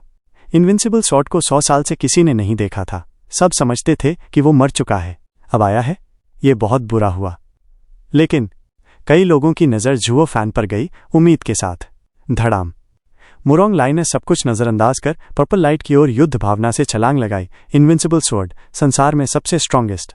100 साल बाद पिछली हार का बदला लेने आया हूं। हम भी आ रहे हैं। बाकियों ने भी घायल स्वॉर्ड किंग्स को छोड़ दिया और मुरोंग लाई के पीछे पीछे आकाश में उड़ चले। उनकी युद्ध की प्यास इतनी तेज थी कि सब कुछ भुला बैठे। यहां तक कि कियाओर भी चल पड़ी और बेली यूयू ने उसे नहीं रोका। बाकी लोग बस अवाक रह गए। क्या ये सब सोचते हैं कि साथ मिलकर पेट्रियार्क को हरा देंगे? नहीं, इन्हें जीत से मतलब नहीं। इन्हें सिर्फ लड़ना है, पर हार पक्की हो तब भी लड़ना क्या मायने रखता है। स्वॉर्ड किंग्स ने उनकी ओर देखा और पहली बार स्ट्रांग लोगों की असली मंशा समझने लगे। वो पर्पल ग्लो उन सातों को चीरता हुआ चौक के बीचों बीच आ गिरा। वहां दिखाई दिया एक हल्का आमर, एक लहराता हुआ लबादा और एक झुर्रीदार चेहरा। उसकी आंखें तलवार की धार जैसी थीं। वो था स्ट्रांगेस्ट इनविंसिबल सॉर्ड। फिर जो थंडरक्लैप्स हुए, उनसे सातों योद्धा जमीन पर गिर पड़े, खून थूकते हुए, और फिर लहूलुहान हो गए। असली स्ट्रांग कौन होता है, आज सबने देख लिया। चारों ओर एक अजीब सा सन्नाटा छा गया था। बस हवा की सिसकारी सुनाई दे रही थी जो बूढ़े आदमी के सफ़ेद बालों को हौले हौले हिला रही थी। चौक पर न कोई चीख थी न कोई टकराव की आवाज़। डैंकिंग शेन की टीम भी वहीं थम गई थी। सबकी नज़रें उस बूढ़े आदमी पर टिकी थीं जिसकी कद काठी किसी देवता जैसी थी, आंखों में धार और शरीर से निकलती जानलेवा ऑरा। एक ही पल में धर्मा किंग्स और दोनों एमिसरीज जमीन पर गिर पड़े, बुरी तरह घायल। देखो इनविंसिबल स्वॉर्ड की ताकत। यही है वो जिंदा सबूत जो बताता है कि स्वॉर्ड स्टार एम्पायर कभी नहीं गिरेगा। सारे एम्पायर के सोल्जर्स की आंखों में श्रद्धा और सम्मान उमड़ आया, लेकिन बाकियों के लिए वो एक राक्षस से कम नहीं था। लिंग यूनतियन के चेहरे पर पछतावा साफ दिख रहा था। मैं पागल हो गया था क्या, जो उस समय इस पागल आदमी को छोड़ दिया था? पछतावा तो हमेशा बाद में ही आता है। हा। बाइली जिंगवे जोर से हंस पड़ा, फिर आगे बढ़ा। उसके चेहरे पर घमंड छलक रहा था। स्टीवर्ड जुओ, तुम हार गए। पेट्रियार्क पिछले 100 सालों से नहीं दिखे, लेकिन जिंदा हैं, और जब तक वो जिंदा हैं एम्पायर अडिग रहेगा। आज तुम मरोगे और तुम्हारे साथ वो सब भी जो तुम्हारे साथ गद्दारी में शामिल हैं। तुम्हारा 100 साल का प्लान अब बर्बाद हो चुका है। सोल्जर्स खुशी और जोश में चीख पड़े। एम्पायर का सबसे बड़ा प्रतीक उनका देवता इनविंसिबल सोर्ड जब तक है एम्पायर कभी नहीं गिरेगा। सोर्ड किंग्स गिर सकते हैं लेकिन वो नहीं। बाली यूयू ने जुओ फैन की ओर फिक्रमंद नजरों से देखा। मुट्ठियां कस गई थीं। उसे नहीं पता जुओ फैन पिछली बार पेट्रियार्क से कैसे बच निकला था, लेकिन इस बार उसके सातों एक्सपर्ट जमीन पर थे। अब वो बूढ़े से कैसे भिड़ेगा? लोगों की उलझन, चिंता और खुशी को अनदेखा करते हुए जुओ फैन ने चलना शुरू किया। वो धीरे धीरे इनविंसिबल स्वॉर्ड की ओर बढ़ा। प्राइम मिनिस्टर बाइली, मैंने पहले ही कहा था, मेरा प्लान तुम्हारी चालों की रफ्तार पर काबू पाने के लिए बनाया गया था। और क्यों? ताकि मैं तैयार हो सकूं आखिरी लड़ाई के लिए। जुओ फैन ने मुस्कुराया। उसका हाथ काला चमका और एक काली तलवार बाहर आई जिसकी धार के किनारे 4 रंग चमक रहे थे। फिर वो तलवार सीधे बाली यूटियन की ओर बढ़ी। सबको सुरक्षित रखो। समझ गया। डैंकिंग शेन की टीम ने पूरी ताकत झोंक दी कॉन्विक्ट्स को बचाने में। बाइली यूटियन ने पहली बार अपनी गूंजती डिवाइन स्वॉर्ड निकाली और वो भी एक चमकते पर्पल ग्लो में बदलकर जुओ फैन पर झपटा। काली और बैंगनी रोशनी आपस में टकराईं। दोनों तलवारें जब भिड़ीं तो जमीन हिल उठी और आसमान में लहरें उठीं। एक जोरदार झोंका उठा और धूल भरी आंधी चली। बैली जिंगवेई और सम्राट ने तुरंत झुककर जमीन से सिर चिपका लिए, लेकिन फिर भी झोंके की चुभन को महसूस किया। सोल्जर्स की तो हालत और भी बुरी हुई। वो खून और मांस के टुकड़ों में बदल गए। सारा मैदान खून से लाल हो गया। एक ही झटके में 1 लाख से ज्यादा जानें चली गईं। किसी को पता भी नहीं चला कि उन्हें मारा किसने। ये शॉकवेव हजारों मील तक फैली और इंपीरियल कैपिटल को मिट्टी में मिला दिया। बैली जिंगवेई ने जब सिर उठाया तो वहां शाही राजधानी की जगह मलबा और धूल थी। जो लोग किसी तरह बच गए थे वो भी सन्न थे। हे माँ, ये क्या ताकत थी! पूरी कैपिटल ही उड़ा दी। बचे हुए सब लोग डर और हैरानी में कांप रहे थे। पर बैली जिंगवेई हंसा। देखा, यह है पेट्रियार्क की ताकत। जुओ फैन, तू कुछ नहीं, बस एक चालाक चींटी है उसके आगे। डरे हुए सोल्जर्स के चेहरों पर फिर उम्मीद की चमक आई। पेट्रियार्क की डिवाइन माइट एक बार ही सब दुश्मनों को नर्क भेजने के लिए काफी है। हम जीत गए। बाली यूयू घुटनों के बल उठी। बाइली यूटियन की हंसी सुनकर और डर गई। उसका दिल घबरा रहा था। वो चारों ओर देखने लगी। वो लड़का कहाँ है? वो मरा तो नहीं? लेकिन पेट्रियार्क की ताकत के सामने वो बेचैन हो उठी। प्राइम मिनिस्टर बाइली, जरा रुकिए। बैली जिंगवेई का चेहरा सख्त हो गया। उसने धूल के पीछे झांका और देखा स्कैफोल्ड पर कॉन्विक्ट्स अब भी सुरक्षित थे। सिर्फ 3 प्रोटेक्टर्स का चेहरा जरा पीला पड़ा था और खून खांस रहे थे। जुओ फैन ने उन पर उस वार का असर झेलने दिया, लेकिन इसकी कीमत उन्हें चोटों में चुकानी पड़ी। डैंकिंग शेन ने एक लंबी सांस ली। यह है इनविंसिबल स्वॉर्ड की ताकत। हमें बिना पूरे दम के ही इतनी गहरी चोट दे दी। अगर सीधे वार झेलते तो अब तक मर चुके होते। बूढ़ा आदमी डरावना है। बिल्कुल। बाकी दोनों भी सहमत हुए। बाइली जिंगवे हंस पड़ा। जाहिर है कोई भी पेट्रियार्क की गॉडली माइट का सामना नहीं कर सकता। क्या तुमने सोचा था कि जुओ फैन उसका वार झेल सकता है? हाँ, क्या मजाक है। सिर्फ झेल ही नहीं सकता बल्कि जीत भी सकता है। डैंकिंग शेन ने अपने मुंह से खून पोंछा और मुस्कुरा दिया। प्राइम मिनिस्टर बाइली, तुम्हें कभी ये अजीब नहीं लगा कि हम एम्पायर के साथ 100 साल रहे, अपने घरों से गद्दारी की, अपने लोगों पर वार किया, पूरी दुनिया की नज़रों में गिर गए, लेकिन आखिरी वक्त पर एम्पायर को ही धोखा दे दिया? बैली जिंगवेई की नज़रें उस पर जम गई। डैंकिंग शेन मुस्कुराया और जोर से बोला, क्योंकि हमें उम्मीद दिखी थी स्ट्रॉन्गेस्ट को हराने की, और वो है जुओ फैन। बाकी दोनों ने भी सिर हिलाया। उनके चेहरों पर भरोसे की चमक थी। बैली जिंगवेई का चेहरा सख्त हो गया। वो लड़ाई की ओर मुड़ा। हवा ने धूल को उड़ा दिया और 2 आदमी सामने आए जिनकी डिवाइन स्वॉर्ड्स आपस में भिड़ी हुई थीं। बाइली यूटियन ने सनरिंग स्वॉर्ड को कसकर थामा था। उसकी बूढ़ी उंगलियां अब भी मजबूत थीं, चेहरा जोश में चमक रहा था।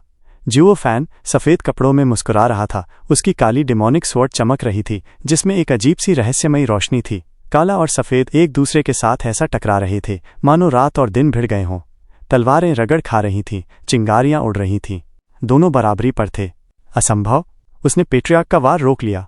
बाइली जिंगवे चिल्लाया। वो जैसे अपने होश खो बैठा। नहीं, पेट्रियार्क का वार कोई नहीं झेल सकता, कोई नहीं। बाकी सब भी वैसे ही चौंक गए थे। सिर्फ डांकिंग शेन की टीम के चेहरे पर मुस्कान थी। हमें पता था ये लड़का ही इनविंसिबल स्वॉर्ड का अंत करेगा। उस दिन की लड़ाई में ही ये एहसास हो गया था। एम्पायर उसके हाथों गिरेगा। जुओ फैन, उसे खत्म कर दो और दुनिया की चोटी पर पहुंच जाओ। जुओ फैन के कानों में वो आवाज़ गूंजी और उसका चेहरा और खिल गया। ये तो होना ही है। उसका किले नाम स्कारलेट रंग में जलने लगा। जुओ फैन ने अपनी मैजिक चलानी शुरू की और तलवारों की दिशा बदलने लगी। काली तलवार ने पर्पल तलवार को धीरे धीरे पीछे ढकेलना शुरू कर दिया। इनविंसिबल स्वॉर्ड अपने दोनों हाथों से सनड्रिंग स्वॉर्ड को कसकर थामे हुए था। वेन्स फूल चुकी थीं, शरीर पर जोर साफ दिख रहा था, लेकिन वो दबाव के सामने टिक नहीं पा रहा था। उसने दांत भींचे, जुओ फैन की तरफ देखा और उसकी आंखों में एक अलग ही आग थी। 10,000 साल! मैंने इतने सालों से एक असली ओपोनेंट का इंतजार किया था। यही है वो लड़ाई, यही है वो शिखर की लड़ाई जहां मैं हमेशा से पहुंचना चाहता था। हा हा हा! बाइली यूटियन जोर से हंस पड़ा। जुओ फैन! बाइली यूटियन जोर से दहाड़ा और अपनी पूरी ताकत से धक्का दिया। जुओ फैन का दायां हाथ और भी ज्यादा लाल चमका। उसने तलवार घुमाई और दोनों एक साथ पीछे हटे। जुओ फैन 20 कदम पीछे गया और बाइली यूटियन भी उतने ही कदम खिसकते हुए पीछे हटा। लेकिन अगले ही पल दोनों फिर से एक साथ भिड़ गए। देखने वाले सब स्तब्ध रह गए और सबसे ज्यादा हैरान बाइली जिंगवेई था। ऐसा कैसे हो सकता है? ये पेट्रियार्क का सामना कैसे कर पा रहा है? इसमें इतनी ताकत आई कहां से? देखो! बाइली जिंगशी ने उसके कंधे पर हाथ रखा और आसमान की ओर इशारा किया। बाइली जिंगवे कांप उठा, उसका मुंह खुला का खुला रह गया। बाकियों ने भी वही देखा और सब अवाक रह गए। बाइली यूयू और डैंक्विंग शेन तो जैसे सपना देख रहे हों, उन्हें कुछ समझ ही नहीं आया। आसमान बीच से एकदम साफ 2 टुकड़ों में बटा हुआ था। एक परिंदा उस रेखा के पास गया और जैसे ही उसने उसे पार किया, उसका सिर कट कर गिर गया। ये किसी इंसान ने किया था। किसी इंसान ने आसमान को 2 हिस्सों में काट दिया था। यह हो ही नहीं सकता। जब उन्होंने और करीब से देखा तो वो रेखा ठीक वहीं थी जहां जुओ फैन और बाइली यूटियन एक दूसरे से अलग हुए थे। दोनों ने अपनी पूरी ताकत लगाई थी और भले ही कोई पीछे नहीं हटा, लेकिन उनकी स्वॉर्ड एनर्जी आसमान की ओर चली गई और उसे चीर दिया। लोगों की नज़र में अब ये दोनों और भी ज्यादा डरावने हो गए। आखिर तलवार की राह पर ये लोग कितनी दूर तक पहुंच चुके हैं जो आसमान को ही काट डाला? हर किसी का गला सूख गया। अब उनके लिए इन दोनों से सिर्फ डर ही बचा था। ये इंसानों के बस की बात नहीं है। बाइली यूटियन ने लोगों की हैरानी की तरफ ध्यान ही नहीं दिया। वो तो मुस्कुराया और बोला, हा हा हा, अच्छा हुआ तू बच गया और मुझसे मिलने आ गया। अब 100 साल पुराना हमारा वादा पूरा होगा। जो जीतेगा वो डेविल माउंटेन जाएगा और नई ऊंचाइयों को छुएगा। जो हारेगा वो यहीं इस जगह का पत्थर बनकर रह जाएगा। जुओ फैन ने अपनी डेमोनिक स्वॉर्ड को घुमाया और ठंडी आवाज में कहा, इसीलिए मैं आया हूं। मैं इस मॉर्टल डोमेन का सबसे ताकतवर बनकर वापसी करना चाहता हूं और फिर उनसे लड़ना है जो इस धरती से ऊपर हैं। बाइली यूटियन ने भी तलवार घुमाई, बेझिझक बोला, अच्छा, लेकिन डेविल माउंटेन पर पहुंचेगा मैं और तू मेरी राह का एक जरिया बनेगा। इस बार जीत मेरी होगी। बाइली यूटियन जोर से हंसा। उसकी आंखों में लड़ाई की भूख थी। जुओ फैन ने भी हल्की मुस्कान दी और उसकी ऑरा तेज हो गई। एम्पायर के स्वॉर्ड किंग्स चौंक गए। उन्हें मुरोंग लाई की बात याद आ गई। पेट्रियार्क यहाँ स्वॉर्ड स्टार एम्पायर के लिए नहीं आया है, वो तो बस एक चुनौती का जवाब देने आया है। जुओ फैन ने तो खुद इस एम्पायर को तबाह करने और चारों लैंड को एक करने में सारी मेहनत लगाई थी, लेकिन पेट्रियार्क को देखते ही वो भी सब कुछ भूलकर सिर्फ लड़ाई के लिए खड़ा हो गया। क्या यही है ताकतवर लोगों की दुनिया, जहां कोई भी साधारण चीज मायने नहीं रखती? अब उन्हें सब कुछ एक अलग नजर से दिखने लगा। इसीलिए मुरोंग लाई ने कहा था कि हम पेट्रियार्क जैसे नहीं हैं। अब बात समझ में आ रही है। हवा में एक टूटा पत्ता उड़ता हुआ दोनों के बीच में आ गिरा और जैसे ही गिरा दूसरी भिड़ंत शुरू हो गई। इस बार मगर दोनों का रूप बदल चुका था। वो जैसे भूत बन गए थे, कभी दिखाई देते, कभी गायब हो जाते। हवा भारी हो चुकी थी। ऐसा लग रहा था जैसे कोई शक्ति उन्हें लपेट रही हो। One with the world. ये बच्चा इस जिंग तक भी पहुंच गया। बाइली यूयुन चौंक कर बोल पड़ा। जब इनविंसिबल स्वॉर्ड ने 9th लेवल स्पिरिचुअल बीस्ट को मारा था तब ऐसा ही कुछ हुआ था। उसे लगा था कि ये जिंग सिर्फ पेट्रियार्क ही छू सकते हैं, लेकिन 100 साल बाद जुओ फैन भी वहीं पहुंच गया। ये बच्चा तो वो दैत्य है जिससे शायद पेट्रियार्क भी नहीं टकरा पाए। उनकी डिवाइन स्वॉर्ड्स आपस में टकराईं। बस उसी पल दोनों की आकृति थोड़ी देर के लिए दिखी। उसके बाद वो बाएं, दाएं, ऊपर, नीचे हर जगह भिड़ने लगे। तलवारों की टनटन इतनी तेज थी कि सुनने वाले बहरा हो जाते और हवा तक फटती दिख रही थी। देखने वाले सब मुंह खोले रह गए। ये ताकत किसी की समझ से बाहर थी, यहां तक कि स्वॉर्ड किंग्स की भी। कोई नहीं देख पा रहा था कि असल में हो क्या रहा है। अब उन्हें फर्क समझ में आया कि एक स्वॉर्ड किंग और इनविंसिबल स्वॉर्ड में सिर्फ ताकत का नहीं, समझ का भी अंतर होता है। लेकिन जुओ फैन के पास दोनों था। वो हर बार इनविंसिबल स्वॉर्ड का सामना कर रहा था। जैसे जैसे दोनों भिड़ते रहे, लोग बस धमाके सुन पा रहे थे और हवा की दरारें देख पा रहे थे। कहीं कोई परछाई तक नहीं दिख रही थी। अब डर दिलों में उतरने लगा, पसीना बहने लगा। पहली भिड़ंत जितनी भारी लग रही थी, ये उससे भी ज्यादा डरावनी थी। किसी को नहीं पता था कि अगली बार वो कहाँ टकराएंगे, और ये अनजान डर सब पर मौत की तरह मंडरा रहा था। यहां तक कि स्वॉर्ड किंग्स भी घबरा गए, हर टकराहट पर कांपने लगे। डैंकिंग शेन का दल अपने माथे से पसीना पोंछ रहा था। उन्हें पता था कि जो आवाजें आ रही थीं वो असल में हकीकत के टूटने की थीं।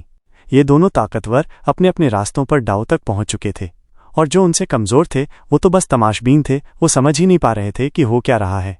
इतने में दोनों एक बार फिर दिखाई दिए। उनकी आंखें मिली और वो दरारों से भरी हवा को देखकर हंस पड़े। अच्छा है, मुझे उम्मीद नहीं थी कि तू भी डाव को इतनी गहराई से समझ चुका है।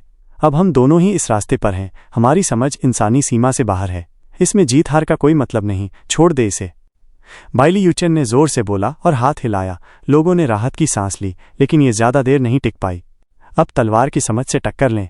देखते हैं कि मेरी सनरिंग स्वॉर्ड आर्ट तेरे स्वॉर्ड समझ से टक्कर ले सकती है या नहीं।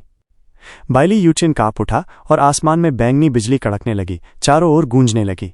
उसने सनरिंग स्वॉर्ड को आसमान की ओर उठाया और सारी बिजली उसी की ओर लपक आई। उसके आसपास की दुनिया कांपने लगी और तलवार की लहरें हर दिशा में फैलने लगी, मानो तलवारों का तूफान आ गया हो। मेरी सनरिंग स्वॉर्ड आर्ट तो विनाश की कला है। जो भी इसके सामने आएगा वो राख बन जाएगा। सृष्टि की कोई भी चीज मेरी तलवार को नहीं रोक सकती।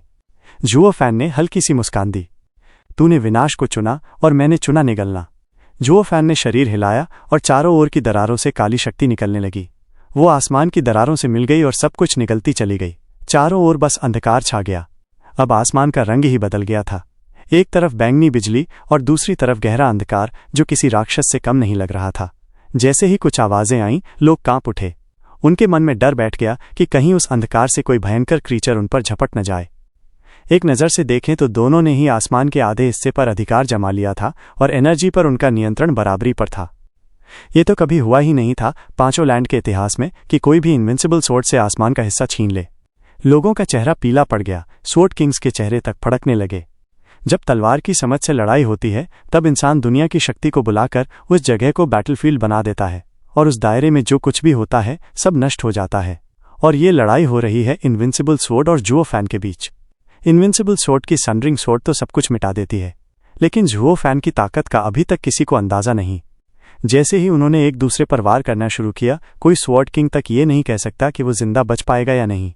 लोगों का दिल बैठ गया, वो बस अफसोस में आहें भरने लगे।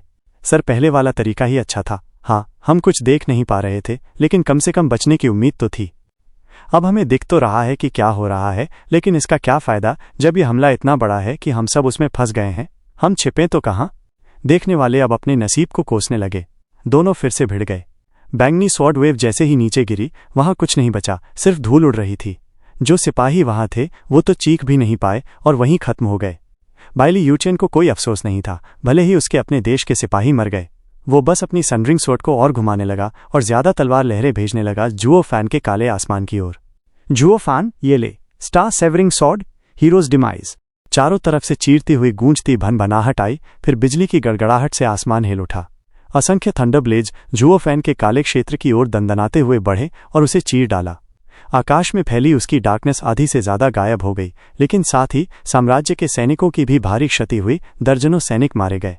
बाइली जिंगवे को इसकी कोई परवाह नहीं थी। उसे तो सिर्फ इतना चाहिए था कि पेट्रियार्क बढ़त बनाए रखे। जेनेसिस स्टेज में असली ताकत दुनिया की शक्ति पर नियंत्रण में होती है। जुओ फैन का नियंत्रण अब ढीला पड़ रहा था, और इसका मतलब था कि अब वो कमजोर पड़ रहा है। पेट्रियार्क अब बढ़त में है। डैंकिंग शेन और उसके साथियों के चेहरे पर चिंता की लकीरें उभर आईं। जेनेसिस स्टेज की लड़ाई में अगर कोई आकाश खो दे तो मानो उसके हाथ से तलवार ही छिन गई हो, लेकिन जुओ फैन के चेहरे पर कोई फर्क नहीं पड़ा। वो डार्कनेस के बीच गर्व से हवा में मंडरा रहा था, चेहरे पर एक खौफनाक मुस्कान। उसके हाथ में जो डेमोनिक स्वॉर्ड था, उससे रिश्ती डार्कनेस के बीच एक नीली चमक गहराई से ठंडी होकर चमक रही थी। अचानक आसमान को चीरती हुई एक चमकदार लहर निकली और पूरा आकाश कांप उठा। उस डार्कनेस से एक अजीब सी शक्ति निकलने लगी। थंडर ब्लेड्स अब भी हमला कर रहे थे, लेकिन इस बार वो रुक गए, फिर धीरे धीरे ऐसे गिरे जैसे कोई पत्थर हो, और आखिरकार डार्कनेस ने उन्हें निगल लिया। ये क्या हो रहा है? बाइली जिंगवे हैरानी से देख रहा था कि कैसे लाइटनिंग से भरा आकाश अब डार्कनेस से घिरता जा रहा था। वो समझ ही नहीं पा रहा था। पेट्रियार्क का वार तो एक मीटियर शावर जैसा था जिससे उसका ओपोनेंट बुरी तरह टूट जाता। कोई भी उसकी 10वीं हिस्से की मार भी सह नहीं पाता। फिर अचानक वो ब्लेड्स क्यों रुक गए? बाकी सब भी उतने ही चकित थे। बस घायल ओयांग लिंगटियन ही खुद को संभाल कर मुस्कुराया। जुओ फैन वाकई में एक सच्चा जीनियस है। मैंने 1000 सालों तक हेवन सीलिंग सोर्ड को समझने की कोशिश की, लेकिन उसके 100 साल के अध्ययन ने मेरे ज्ञान को भी पीछे छोड़ दिया। Heaven ceiling sword? बाइली यूटियन ने जुओ फैन की ओर तीखी नज़र से देखा और फिर सच जानकर हंस पड़ा। बहुत बढ़िया। मैं तो हमेशा चाहता था कि 5 डिवाइन स्वॉर्ड आर्ट्स को सीखूं, लेकिन आज तक किसी को भी चारों को एक साथ इस्तेमाल करते नहीं देखा। और अब तूने हेवन सीलिंग स्वॉर्ड आर्ट का इस्तेमाल करके मेरी स्टार सेवरिंग स्वॉर्ड्स को रोक दिया। सच में मेरी आंखें खोल दी। लेकिन तुझे ये भी तो देखना चाहिए कि तूने अपने आधे से ज्यादा वर्ल्ड एनर्जी पर से नियंत्रण खो दिया है और अब तू पिछड़ चुका है। क्या तू मेरी अगली मार को भी सील कर पाएगा? हा हा हा। इनविंसिबल सोर्ड ने अपनी डिवाइन सोर्ड से एक जोरदार वार किया जिसमें एक घातक एनर्जी थी। साथ ही आसमान की बिजली सनरिंग सोर्ड पर केंद्रित हो गई, जो अब सूरज जितनी चमक रही थी। इनविंसिबल सोर्ड ने गरजते हुए वार किया। जुओ फैन, ये वार आसमान को चीर सकता है। क्या तू इसे भी सील कर पाएगा? बिजली की गर्जना के साथ एक पर्पल सॉर्ड वेव जुओ फैन की ओर बढ़ी। थोड़ी सी डार्कनेस और कुछ रुके हुए थंडर ब्लेड्स को छोड़कर बाकी सब कुछ जैसे गायब हो गया। ये डिसइंटीग्रेशन वाली शक्ति ऐसे बढ़ रही थी जैसे जुओ फैन को इस दुनिया से मिटा देना चाहती हो। हेवन सीलिंग सॉर्ड आर्ट सिर्फ सील करना जानता है। जितनी मजबूत स्किल हो उतनी ही आसानी से वो उसे तोड़ सकती है। बाइली यूटियन अब आसमान को चीरने वाला वार कर चुका है जो एब्सोल्यूट पावर से सील को तोड़ देगा। इतनी भारी मार को सील करने के लिए हेवन सीलिंग सॉर्ड आर्ट को कहीं ज्यादा ताकत चाहिए होगी। डांकिंग शेन घबराकर बोला, और जुओ फैन की ताकत अभी उस बूढ़े से ऊपर नहीं है। आसमान का बड़ा हिस्सा भी वो खो चुका है, यानी वो साफ तौर पर पिछड़ चुका है। अब उसके पास कोई रास्ता नहीं बचा उस बूढ़े शैतान की सनरिंग सॉर्ड आर्ट का जवाब देने का। बाइली जिंगवे ये सुनकर मंद मंद मुस्कराया। अब तो ये लड़का मरेगा। जुओ फैन को उस जानलेवा वार से कोई डर नहीं था। उसने अपने हाथ में डेमोनिक सॉर्ड घुमाया जिस पर नीली रेखा हल्की सी चमक रही थी। आसमान की डार्कनेस उसके सॉर्ड पर केंद्रित होने लगी, उसमें शक्ति भरने लगी। काली एनर्जी की एक मोटी लहर ने हजारों सील्ड थंडर ब्लेड्स को खींचकर डेमोनिक सॉर्ड में डाल दिया, जिससे उसकी ताकत बढ़ गई। डांकिंग शेन की आंखें हैरानी से फैल गईं। मुझे तो याद ही नहीं रहा। ये सिर्फ हेवन सीलिंग सॉर्ड आर्ट नहीं इस्तेमाल करता, बल्कि वॉल्टिंग सॉर्ड आर्ट भी जानता है। हो सकता है कि इसके पास थोड़ी सी ही वर्ल्ड एनर्जी हो, लेकिन उस बूढ़े की जो सॉर्ड उसने सील की थी, अब वो उसी की शक्ति इस्तेमाल कर सकता है। वॉल्टिंग सॉर्ड आर्ट यिन और यांग को मिलाकर बनती है, एक मिला जुला आर्ट है। दूसरों की शक्ति का इस्तेमाल करके जुओ फैन उस बूढ़े से बराबरी कर सकता है। लेकिन वॉल्टिंग सॉर्ड आर्ट भी एक कोमल स्किल है, और हो सकता है वो इतनी क्रूर सनरिंग सॉर्ड आर्ट का सामना न कर पाए। तलवार के साथ स्वर्ग में उड़ जाना। शांगवान फेशोंग ने खुद को संभालते हुए ऊपर देखा और मुस्कुरा उठा। ब्रदर ओयांग, क्या तूने कभी सोचा था कि चारों सबसे ताकतवर स्वॉर्ड आर्ट्स किसी एक इंसान में आ जाएंगी? हा, मैंने तो कभी नहीं सोचा, भले ही उस नन्हे शैतान से मिल चुका हूं। ऐसा परसेप्शन रखने वाला इंसान इस दुनिया में हो सकता है, ये तो सोचा ही नहीं था। खासकर सोरिंग स्वॉर्ड आर्ट, लगता है जैसे उसी के लिए बनी हो। सपने में भी नहीं सोचा था कि सोरिंग स्वॉर्ड आर्ट किसी इंसान के हाथों ऐसी ताकत दिखा सकती है। ओयांग लिंगचन ने सिर हिलाया, शांगवान फेशोंग की जलती नजरों में देखा और उम्मीद से मुस्कुराकर फिर लड़ाई की ओर ध्यान दिया। सोरिंग स्वॉर्ड आर्ट इस लड़के के लिए ही बनी है। शायद इस दुनिया में कोई और नहीं जो इसे इस हद तक इस्तेमाल कर सके। इनविंसिबल स्वॉर्ड की पर्पल स्वॉर्ड वेव हर चीज को नष्ट करती हुई आगे बढ़ रही थी, कोई भी उसे रोक नहीं सकता था। जुओ फैन ने उसे ठंडी नजर से देखा, होठों पर हल्की मुस्कान थी। तभी उसका किलिन लाल रंग में चमकने लगा, और उससे भी ज्यादा हैरानी की बात यह थी कि डिमोनिक सोर्ड की लाल रेखा भी चमक रही थी, ठीक उसी रंग में जैसे जुओ फैन का दाहिना हाथ। Soaring sword breaking heaven. वो पर्पल स्वॉर्ड वेव अब उस पर आ ही चुकी थी और उसके काले क्षेत्र का ज्यादातर हिस्सा जल चुका था। लेकिन जुओ फैन ने एक पल के लिए भी अपना धैर्य नहीं खोया। उसने अपनी पकड़ मजबूत की और तलवार को लाल चमक के साथ झटका दिया। एक लाल वेव निकली और पर्पल वेव से टकरा गई। कुछ ही पलों में दोनों के बीच टकराव हुआ और फिर पर्पल लाइटनिंग स्वॉर्ड वेव टूटकर बिखर गई। सारे लोग हक्के बक्के रह गए। पेट्रियार्क की सबसे मजबूत मार यूं ही टूट गई। इनविंसिबल स्वॉर्ड खुद भी हिल गया। उसे पूरा यकीन था कि उसकी सनरिंग स्वॉर्ड आर्ट अब चरम सीमा पर पहुंच चुकी है और सामने वाले की सोरिंग स्वॉर्ड आर्ट कभी उसका सामना नहीं कर सकेगी। लेकिन इससे पहले कि वो कुछ समझ पाता, लाल वेव बादलों को चीरती हुई उसके सामने आ गई। उसे झटका लगा। जुओ फैन की तलवार ने सिर्फ उसके वार को नहीं तोड़ा था, बल्कि पलटकर हमला भी किया था। नहीं, ये नहीं हो सकता। वो मेरी मार को तोड़कर मुझ पर पलटवार भी कैसे कर सकता है? बाइली यूटियन इसे मानने को तैयार नहीं था, लेकिन हकीकत अपने आप सामने आ गई। वो मार इतनी घातक थी कि बाइली यूटियन को दांत भींचकर बचाव करना पड़ा। पहले बचाव करना होगा। धड़ाम। लेकिन बचाव भी उसकी कल्पना से बाहर चला गया। लाल वेव ने सनरिंग सोर्ड को पीछे धकेलना शुरू कर दिया, जबकि बाइली यूटियन अपनी पूरी ताकत लगाकर उसे रोक रहा था। लेकिन वो वेव तलवार को भी पीछे धकेलते हुए उसके सीने की आमर तक पहुंच गई और उसे लगातार पीछे धकेलती रही। बिल्कुल हैरान होकर उसने अपने शरीर की सारी शक्ति अपनी बाहों में भर दी और किसी तरह लाल वेव को तलवार से हटाकर ऊपर की ओर मोड़ दिया। बूम! आसमान के थंडरस्टॉर्म में एक बड़ा छेद बन गया, जिसमें पर्पल लाइटनिंग अब भी झिलमिला रही थी, लेकिन भर नहीं पा रही थी। ऐसा लग रहा था जैसे उस शक्ति ने बाइली यूटियन का दुनिया से जुड़ाव ही तोड़ दिया हो। सब लोग एकदम जड़ हो गए, खुद बाइली यूटियन भी। उसने दूर खड़े जुओ फैन को देखा, जिसकी दाहिनी बांह लाल चमक रही थी और डेमोनिक स्वॉर्ड उसके साथ थी। पहली बार इस दुनिया के सबसे ताकतवर इंसान को एक इंसान से डर लगा। उसकी तलवार पर पकड़ खुद ब खुद कस गई। तो गाइस, इसी के साथ आज का एपिसोड यहीं पर खत्म होता है। अगर आपको कहानी पसंद आया हो तो एक प्यारा सा कमेंट और वीडियो को लाइक जरूर कर देना। और हाँ, सब्सक्राइब करके जुड़ जाओ मैक्स मांगा एक्सप्लेन से। बेल आइकन भी ऑन कर लेना ताकि कोई भी अपडेट मिस ना हो। कल फिर मिलेंगे अगले एपिसोड के साथ। तब तक के लिए अपना ख्याल रखना। जय हिंद।